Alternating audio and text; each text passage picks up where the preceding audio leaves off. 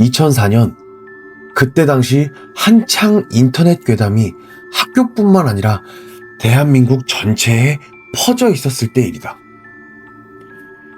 고등학교 2학년이었던 나는 야간 자율학습을 마치고 친구와 함께 집으로 걸어가고 있었다. 야, 혹시나 귀신 같은 거 나타나면 너 먼저 던져주고 바로 튄다? 병신? 그딴 게 어딨냐? 아니야, 레알 있다니까? 실제로 본 사람도 있대. 야, 그거 그냥 인터넷에 떠도는 얘기고 다 어그로 끌려고 그러는 건데 너는 그딴 걸 믿냐?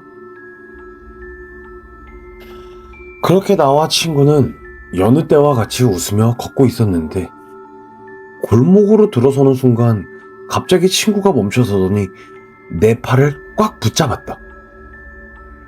야, 왜?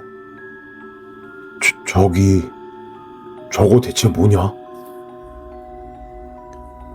골목 끝 가로등 아래 하얀색 원피스를 입고 빨간색 마스크를 쓴 여자가 우리를 바라보고 있었다. 분명 늦은 밤이었지만 이상하게도 생김새만큼은 선명하게 보였다. 우리는 그냥 동네 사람이거나 요즘 하도 떠도는 인터넷 괴담 패러디한다고 코스프레하는 사람이겠거니 하고 계속 걸어갔다. 그런데 그 여자는 마치 마네킹인 양 움직이지 않았고 그렇게 우리는 앞으로 계속 걸어가고 있었는데도 전혀 거리가 좁혀지지 않았다.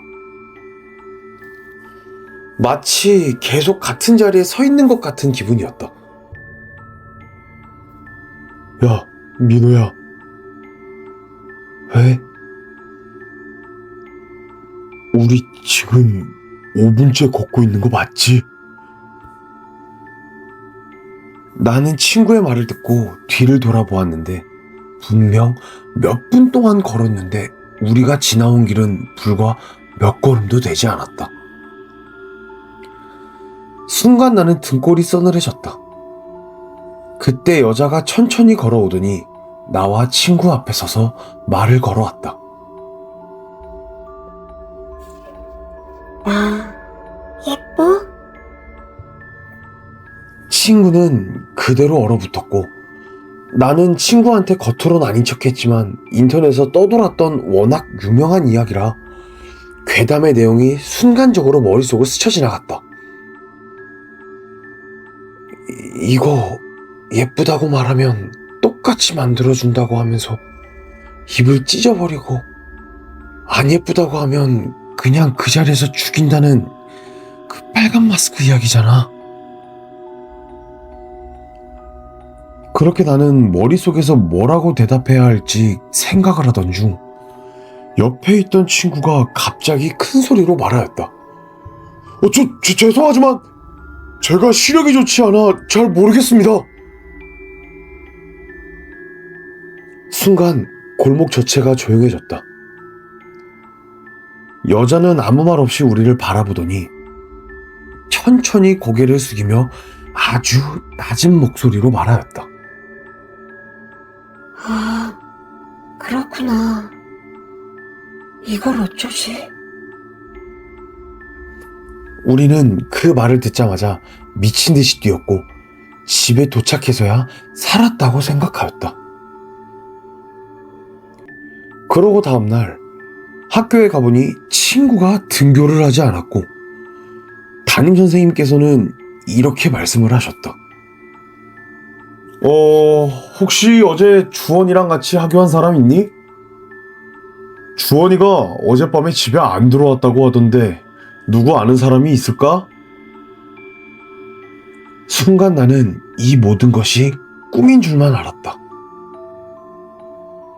하지만 꿈이라고 하기엔 밤 분위기도 그렇고 모든 것이 너무나도 생생했다. 그럼 혹시나 주원이에 대해서 알고 있는 친구는 교무실로 와서 선생님한테 이야기해줬으면 한다. 이상 수업들 준비해라. 그렇게 나는 교무실로 찾아가 선생님께 어젯밤에 있었던 이야기를 다 말씀드렸지만 선생님은 전혀 믿지 않는 듯 그저 나한테 심각한 문제가 생겼을 수도 있으니 장난 같은 거 치지 말라며 꾸중을 하였다. 그렇게 나는 다시 교실로 돌아왔고 그저 친구의 책상을 바라보고만 있었다.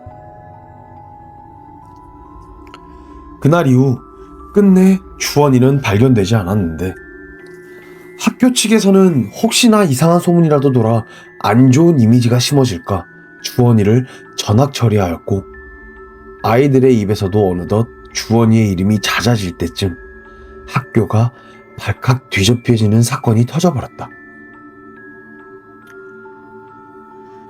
주원이는 어릴 적 어머니가 사고로 돌아가셔서 아버지와 단 둘이서만 살고 있었는데 아버지가 지방 출장 후 집에 돌아오셨던 것이었다. 그렇게 주원이의 아버지는 아무런 조치도 하지 않은 채 그저 안 좋은 소문이 돌까봐 쉬쉬하던 학교 측에 크게 분노를 하셔 경찰에 신고를 하셨고 경찰이 학교에 찾아와 친구들의 진술을 하나씩 받기 시작하였다. 그리고 당연히 나도 조사를 받게 되었다. 마지막으로 주원 학생이랑 같이 학교 교문을 나간 게 학생 맞죠? 네. 대체 그날 무슨 일이 있었습니까? 처음엔 선생님께 말씀드렸던 대로 빨간 마스크에 대해 이야기를 할까 고민하였다. 하지만 선생님 또한 믿지 않았던 것처럼 누가 그런 말을 믿겠는가? 결국 나는 그날 친구와 골목에서 헤어진 뒤 집으로 돌아왔다는 말만 하였다. 그렇게 며칠이 흘렀고 점점 이상한 일이 생기기 시작하였다. 야간 자율학습을 마치고 그 골목 앞을 지나갈 때면 이상하게 모르는 번호로 전화가 걸려왔는데 받으면 그저 희미하게 기분 나쁜 숨소리만 들릴 뿐 아무런 소리도 들리지 않았다. 처음에는 장난 전화인 줄 알았다. 하지만 어느 날 이번에는 전화기 너머에서 주원이의 목소리가 들렸다. 민호야. 나는 너무 놀라 소리를 질렀다. 야! 주원아! 너 어디야? 대체 지금 어디 있는 거야? 잠시 침묵이 흐르더니 친구가 떨리는 목소리로 말하였다. 나 뒤에. 그 말을 끝으로 전화는 그대로 끊어졌고 뒤를 돌아보니 그때 그 여자가 서 있었던 가로등이 눈에 보였다. 그렇게 다음날 나는 경찰한테 이 이야기를 하였지만 경찰은 역시나 장난 전화의 가능성이 크다며 대수롭지 않게 넘겨버렸다. 역시나 이 괴이한 현상을 누가 믿겠는가 하고 체념하며 하교를 하던 중 경찰한테서 다시 연락이 왔다. 저 학생?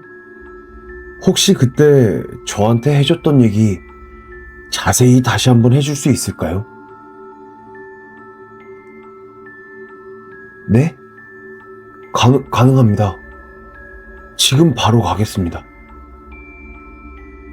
나는 곧바로 경찰서를 찾아갔다. 그곳에서 나는 한 장의 CCTV 사진을 보게 되었는데 사진은 우리가 그날 걸었던 골목 입구를 찍고 있었다. 사진 속에는 나와 주원이가 둘이서 걸어가고 있었다. 근데 경찰이 다른 사진 한 장을 더 보여주었는데 불과 5초도 안 돼서 찍힌 사진이었다.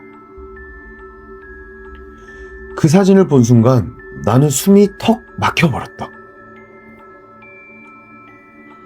골목길 중간쯤 가로등 아래에 하얀 드레스를 입고 빨간색 마스크를 착용하고 있던 여자가 서 있었다. 그때 경찰이 사진을 보며 말하였다. 혹시 이 여자가 그때 학생이 말했던 그 괴담 속 여자인가요? 네, 맞아요. 이 여자예요. 이 여자가 그 인터넷 괴담 속 빨간 마스크예요. 내 대답을 들은 경찰은 주변 CCTV를 전부 확인하기 시작하였다. 그런데 그때 이상한 점이 하나 발견되었다. 골목 끝에서 도망을 치던 나와 친구의 뒤로 고개를 숙인 채 서 있어야 할 여자의 모습이 전혀 보이지 않았다. 아니, 애초에 골목 끝 CCTV에는 찍혀 있지 않았다. 이거 대체 어떻게 된 거죠? 나의 물음에 경찰은 말없이 내게 작은 수첩 하나를 건네주었는데 받아보니 주원이가 늘 들고 다니던 것이었다. 나는 수첩을 챙겨 집으로 향하였고 그렇게 수사는 결국 미제 사건으로 남게 되었다. 그렇게 나는 집에 돌아와 주원이가 들고 다녔던 수첩을 넘겨보았고 마지막 페이지에는 주원이가 쓴 글씨체가 아닌 다른 누군가가 작성한 듯한 글이 남아있었다. 그 빨간 마스크 쓴 여자 어딨어? 이게 주원이 수첩에 적혀있던 마지막 기록이었다.